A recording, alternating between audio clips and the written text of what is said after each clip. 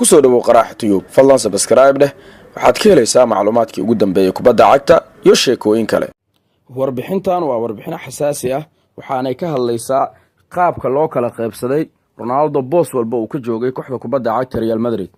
Cristiano Ronaldo ayaa ka tagay Madrid wuxuuna ku biiray kooxda Juventus saa darteeda ciyaartooyda kooxda Real Madrid ayaa waxa ay kala qaybsadeen boosaska iyo dhaxalka uu Ronaldo ku lahaa garoonka Santiago Bernabeu.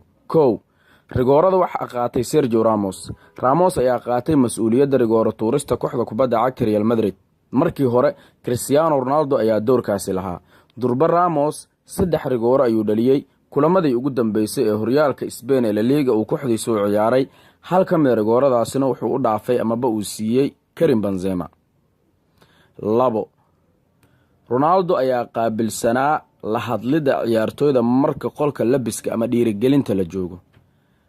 marka bokiska ama boqolka labiska la joogo mar kale waxaa mas'uuliyadaasi qaatay Sergio Ramos oo ah kabtanka Real Madrid. kabtanka saddexaad ee Madrid ayuu ahaa Cristiano Ronaldo marka laga soo tago Marcelo iyo Ramos. saddexaad waxaa laga dhigay hadda doorkaasina la wareegay Karim Benzema oo ahaa kabtanka afraad ee kooxda kubadda cagta Madrid. Cristiano Ronaldo booskiisa gooldhalin booskiisa shaqada ugu adag ee uu garoonka ka hayay. Ronaldo waxaa loo arkayay ciyaaryahan nambarka 7 xiran oo shaqada ugu badan garoonka ka hayo ciyaartooyda isku xira oo mararka qaar kooxda inay guuleysto sababa. shaqadaas waxaa hadda la wareegay Bale.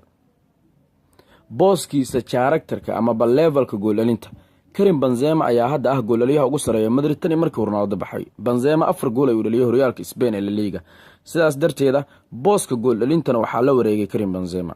nambarka 7 ee Ronaldo yaa xirtay waa su'aasha qof walba amaba markii uu arkay jawaabteeda uu la yaabay. lambarka 7 ee Ronaldo waxaa loo xiray Mariano Diaz ciyaaryahankan oo ka tirsanaa kooxda Madrid balse amaah ku joogay France dib ayaa loo soo celiyay kadibna lambarka 7 ayaa la siiyay Ronaldo baska Madrid ciyaartooydeeda uu qaado booska uu fariisanayay booskii Ronaldo yaa hadda fadhiista.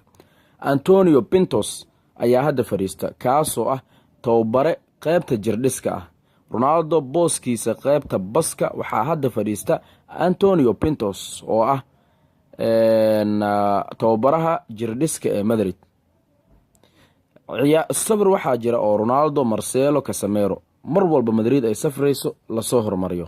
hadda booska Ronaldo ee sawirkaas waxaa lagu bedelay ciyaaryahanka lagu magacaabo Karim Benzema.